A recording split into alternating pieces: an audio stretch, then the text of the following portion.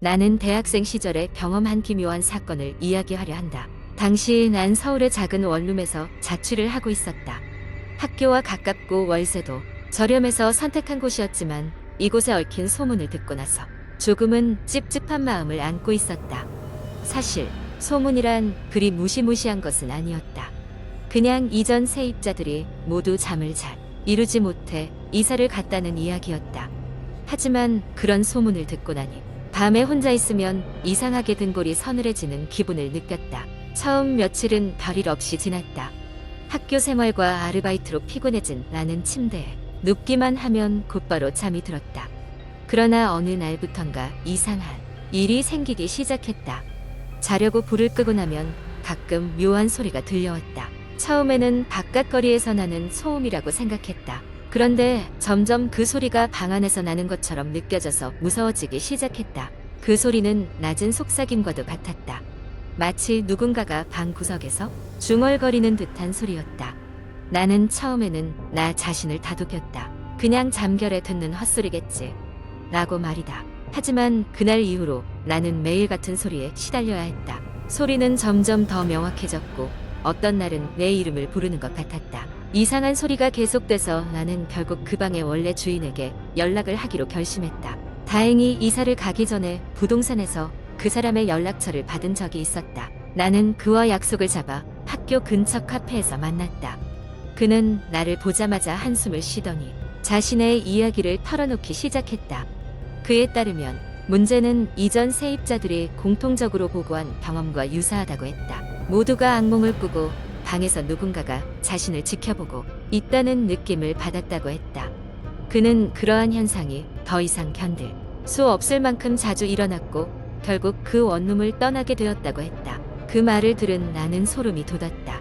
나 또한 같은 경험을 하고 있었기 때문이다. 문제가 해결되지 않는 이상 내가 할 수 있는 건 이사를 고려하는 것뿐이었다. 그러나 이사를 결정하기 전에 나는 방의 근원을 알아보기로 했다. 그래서 조사에 나서기로 했다.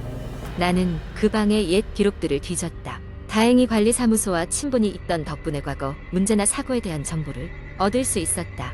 알고 보니 그 방에서 몇 년 전 한 사람이 자살했다는 사실을 알게 되었다. 그는 외로움과 우울에 시달리다 가극단적인 선택을 했다는 것이었다. 그의 죽음 이후 이상한 일들이 자주 일어났다는 소문이 퍼지기 시작한 것이다. 내 방에서 나는 그 소리가 어쩌면 그 사람의 혼과 관련이 있을지도 모른다는 생각이 들었다. 그 사람의 죽음을 애도하며 나는 합동수를 청해 방의 위로의 제사를 지냈다. 믿거나 말거나 그날 밤부터 이상한 소리는 점점 사라졌고 나는 더 이상 불편한 느낌에 시달리지 않았다. 마치 그가 이제서야 원했던 위로를 받았다는 듯이. 그 후로 몇 년이 지나 그곳을 떠나게 되었지만 가끔씩 그 원룸이 떠오를 때가 있다. 그것은 내게 단순한 도시 괴담 수준에서 벗어나 잊히지 않는 기억으로 남아버린 사건이었다. 그 후로 나는 혼자 있을 때 가끔 자신에게 물어본다. 우리가 느끼는 불안함이 어쩌면 혼자만의 것이 아닐지도 모른다. 두 번째 이야기. 어느 작은 마을. 그곳에는 오랫동안 내려오는 미스터리한 이야기가 있었다. 마을 중심에서 조금 떨어진 곳에 위치한 고풍스러운 저택. 사람들이 이곳을 월영저택이라고 불렀다. 저택은 언제 지어졌는지 아무도 정확히 알지 못했지만 몇 대에 걸쳐 이 저택에 살았던 가족들은 하나같이 비극적인 결말을 맞이했다. 이야기는 1940년대로 거슬러 올라간다. 박 씨라는 부유한 가족이 이 저택에 입주했을 때부터 비극은 시작되었다고 전해진다. 박 씨 가족은 이사 후 얼마 지나지 않아 이상한 일들에 시달리기 시작했다. 첫 번째로 발생한 일은 주방에서 자주 벌어졌다. 새벽 1시만 되면 주방에서 이상한 소리들이 들리곤 했다. 마치 누군가가 철제 주방용품을 움직이는 듯한 소리였다. 이 소리는 매일같이 반복되었다. 박 씨의 가족의 장남 민수는 밤마다 이 소리에 잠을 설치기 일쑤였다. 어느 날은 도저히 참을 수 없었던 민수가 용기를 내어 소리를 확인하러 주방으로 내려갔다. 불을 켜자마자 그는 끔찍한 광경을 목격했다. 바닥에는 물웅덩이가 만들어져 있었고 그 물웅덩이 위에는 형체 없는 실루엣이 서 있었다. 겁에 질린 민수는 소리 지르며 방으로 도망쳤다. 그 후로도 민수는 계속해서 흉몽에 시달렸으며 정신이 불안정해졌다. 얼마 지나지 않아 민수는 갑작스럽게 시름시름 알턴 이혼수 상태에 빠지고 말았다. 가족들은 그의 상태를 알 수 없어 애만 태웠다. 민수를 돌보기 위해 모두 애를 썼지만 결국 몇 달 뒤 그는 눈을 뜨지 못하고 세상을 떠났다. 가족들은 비통함에 빠졌고 저택의 저주를 피하기 위해 곧장 마을을 떠났다. 시간이 흘러 다른 가족들이 저택에 들어왔지만 상황은 비슷했다. 가구가 심하게 움직인다거나 물건들이 사라지는 등 알 수 없는 현상들이 끊이질 않았다. 주민들은 이 집이 저주받았다고 두려워했고 결국 저택은 비어버리게 되었다. 그렇게 수십 년이 흘러 저택은 그저 오래된 전설의 일부가 되었다. 하지만 용감한 몇몇 젊은이들은 밤중에 이 저택을 찾곤 했다. 그중 한 무리가 당시 유행하던 애부전자, 음성현상 장비로 조사를 하기 위해 들어갔다. 밤이 되었고 그들은 저녁을 먹은 뒤 조사 장비를 설치하기 시작했다. 무거운 공기가 저택을 감쌌지만 그들은 겁없이 녹음을 시작했다. 그렇게 몇 시간을 녹음한 뒤 그들은 녹음을 되돌려 듣기 시작했다.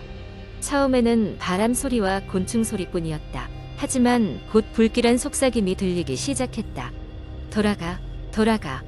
그 목소리는 마치 간곡히 부탁하는 것 같았지만 동시에 무언가에 압도된 절박함이 느껴졌다. 그들은 속삭임을 들은 뒤 재빠르게 장비를 챙기고 저택을 빠져나갔다.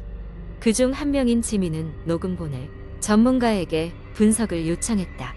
전문가의 분석 결과 속삭임에는 다른 음성들도 겹쳐 있었다. 그를 풀어줘 라는 또 다른 목소리가 있었다. 지민은 인터넷을 통해 저택에 관한 여러 소문과 기사들을 조사했고 마침내 그 실마리를 찾았다. 오랜 옛날 그 저택에는 한 시종이 살고 있었는데 그는 저택 주인에 의해 억울한 죽음을 맞이했다고 한다. 그의 영혼이 저택을 떠도는 이유는 미해결된 억울함 때문이라는 소문이 파다했다. 자신들만의 방송 채널을 운영하던 지민과 그의 친구들은 그 시종이 억울함을 풀어주기로 결심했다.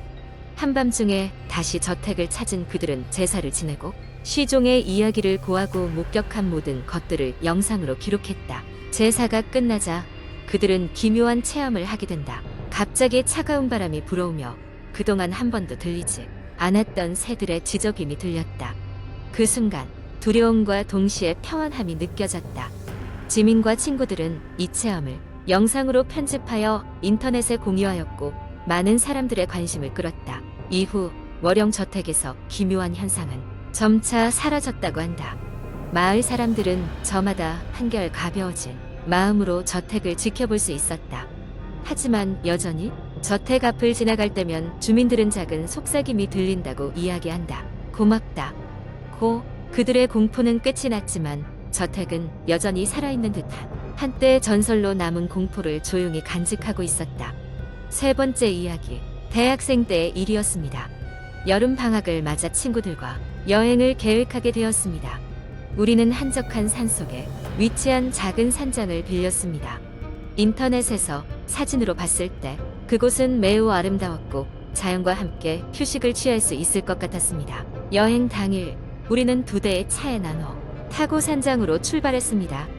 도시에선 볼 수 없는 울창한 숲과 시원한 바람이 지루한 일상을 벗어날 수 있게 해주었죠.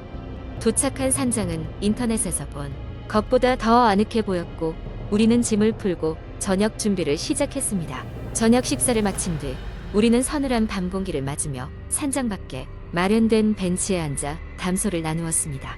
그러던 중 반짝이는 불빛 하나가 숲속 저 멀리서 어른거리며 우리의 시선을 끌었습니다. 저게 뭐지? 친구 중 한 명이 핸드폰 플래시를 켜고 빛을 비추어 보았지만 아무것도 보이지 않았습니다. 순간의 호기심은 별일 아닐 것이라 여기며 웃고 넘어갔습니다. 그날 밤 저는 이상한 꿈을 꾸었습니다. 낯선 여인이 산장 주변을 배회하며 저를 쳐다보고 있는 꿈이었습니다. 저는 그녀의 눈빛이 너무나도 생생해서 꿈속이라는 걸 인지하고도 온몸에 소름이 돋았습니다. 아침이 되어 꿈 이야기를 꺼내자 친구 하나가 놀란 눈으로 저를 쳐다보았습니다. 그 친구 역시 똑같은 꿈을 꿨다고 했습니다. 조금 으스스한 기분이 들었지만 우리는 여행을 즐기기로 했습니다. 근처 계곡에서 물놀이도 하고 산책을 하며 시간을 보냈습니다. 다시 저녁이 되어 산장으로 돌아와 어제처럼 밖에서 모닥불을 피워놓고 이야기를 나누고 있을 때였습니다. 어젯밤 본 그 불빛이 다시 나타난 것입니다. 이번엔 더 가까운 곳에서 더 뚜렷하게 보였습니다.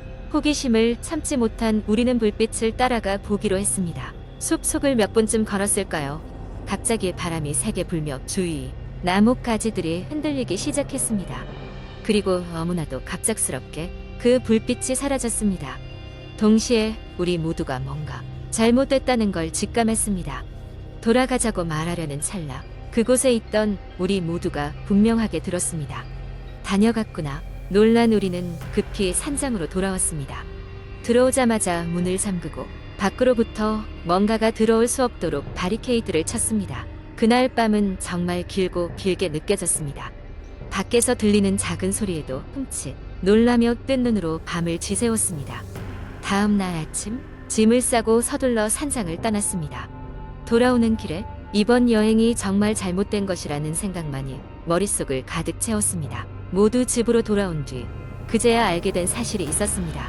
그 산장은 예전에 일가족이 살던 곳이었는데 한겨울에 폭설로 고립되었다가 구조되기 전에 모두가 심장마비로 사망한 채 발견되었다는 이야기였습니다. 그때 마을 사람들은 폭설 속에서 불빛을 보았다고 증언했고 이후로도 때때로 그 불빛이 나타난다는 괴담이 돌고 있었습니다. 이 일을 겪은 뒤로 저는 그 산장 근처에는 다시는 가지 않았습니다. 그리고 밤마다 누군가가 그곳에서 여전히 우리를 기다리고 있을 거라는 생각에 소름이 돋곤 합니다.